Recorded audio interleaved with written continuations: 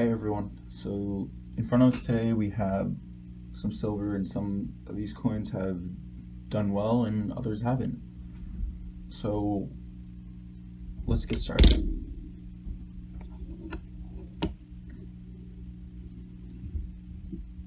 One of the most recent coins that have done extremely well in the secondary market are these swans. Swans are from the Perth Mint, and this is the first year release, and they originally came out with a very low mintage. I don't know that off the top of my head. I'll put it down in the description, but it's just gorgeous. And look at that. Never cared for the queen side, but wow. These things, they went up to probably around 50 bucks. Then they took a little dip down to 38, and now they're back up to about the $60 range on eBay. I mean, they're doing really well. A lot of people have recognized that that this is a good potential coin, and they've been stocking up, and yeah. So that's that one. And now a very recent one as well are these Chiruus. I don't know if that's how you say it, but that's how I'm saying it. I think one of the coolest thing is right here. It's not really a hologram, but it's kind of is, but it isn't. So you have AG, the chemical symbol for silver, and you turn it, you get 999. It's 999 fine.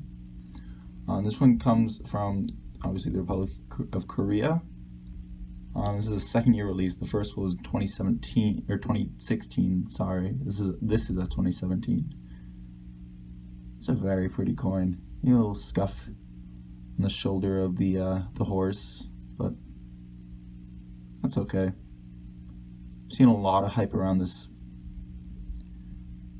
but I haven't gotten too into it myself. Just have a couple.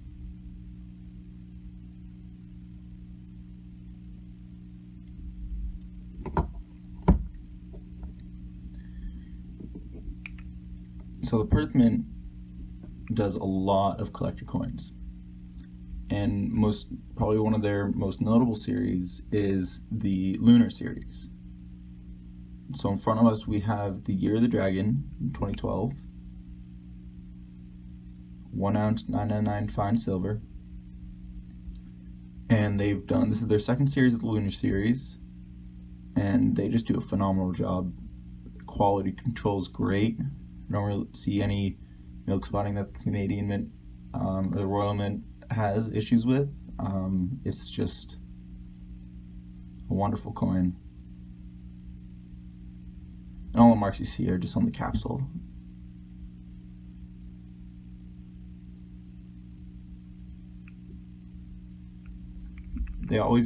All the Perth Mint coins have a bit of a rattle, but that's fine with me. Up next, we have the pandas. The Chinese Mint does, again, a great job with these pandas. Count once a year. And within the past couple of years, they had a bit of a debacle with if they should have the.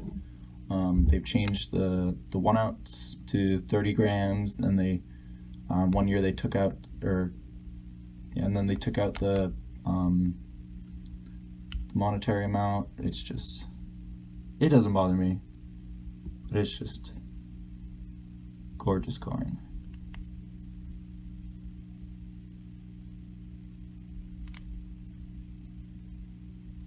Here I have a 2014 as well. Just all the different designs. I think the most recent ones have been kind of the same.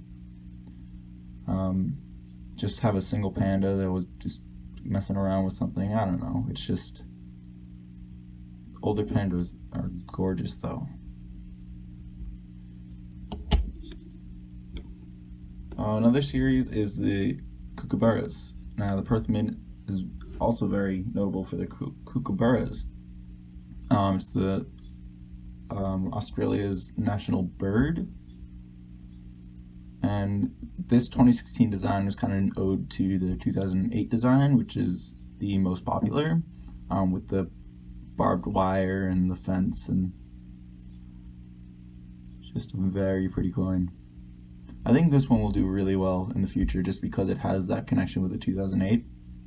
I mean, I could be wrong, but I just think it's a very pretty coin.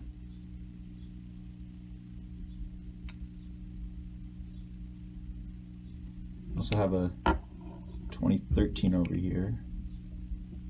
I really like this design.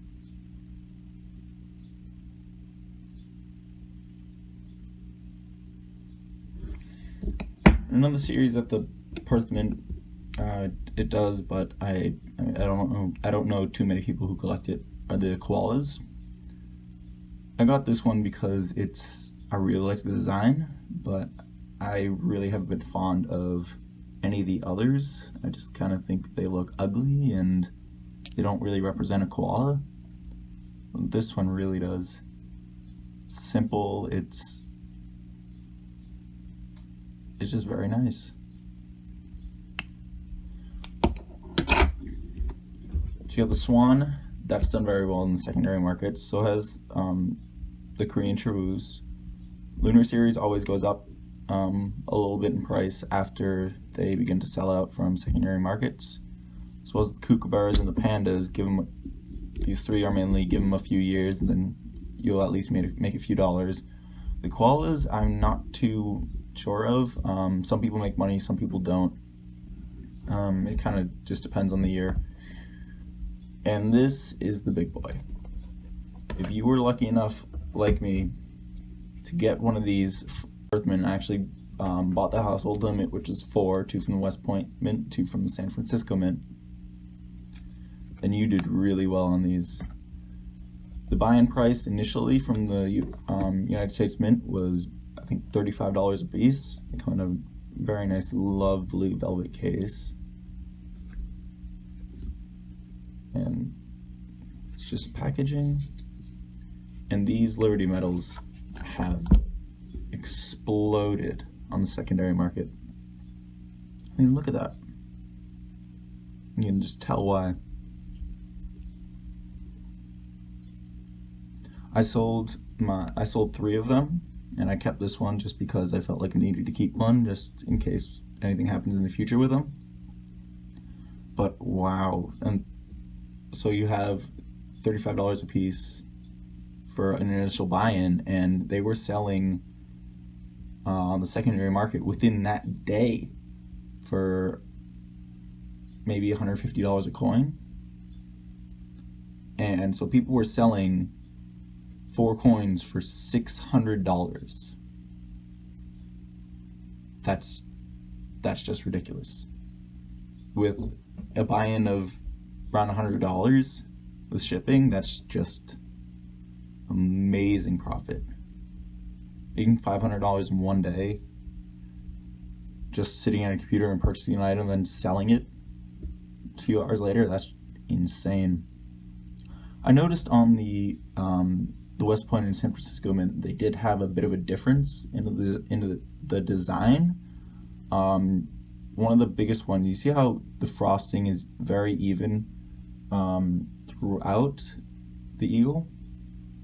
On the San Francisco Mint, the eagle's frosting was less frosted than the rest of the body. I don't know if that was intentional or what, but visually it made the West Point more appealing, so that's why I kept it, as well as just because the West Point's kind of I don't know, they have the American Silver Eagle burnished finish, and that's a whole nother topic, but they're just very pretty coins. And they have they're considered metals, so they have just a very smooth edge. That I forgot to mention are the Libertad proof sets. And these ones always do extremely well on the secondary market. They come in this very nice wood presentation box. This is a 2013 set. You have the 1 ounce, half ounce, quarter ounce, 10th ounce, and 20th ounce. And so these ones, don't know, for some reason they always sell out extremely quick.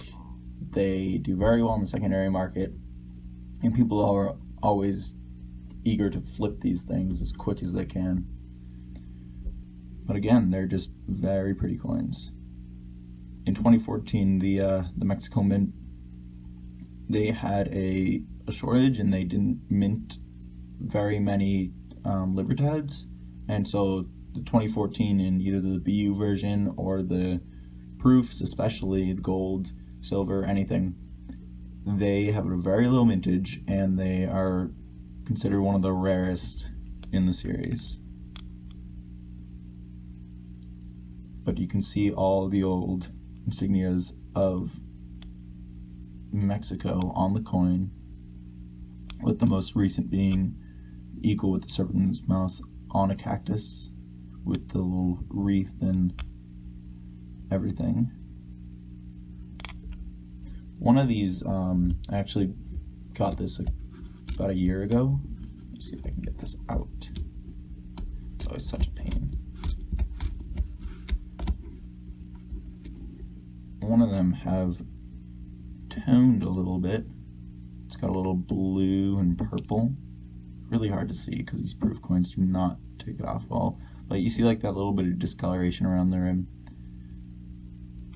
Yeah. It doesn't bother me too much. I think it's pretty cool. I think it'll turn out to be a nice... I mean, through the camera you can't really see it well, but it kind of has like this nice pinkish hue. Pink and purple and... Sorry, my camera shut off. But yeah, so these are a little bit susceptible to toning, I guess. I haven't had issues with any of my other coins or any other proof coins that I've had. But yeah, these are...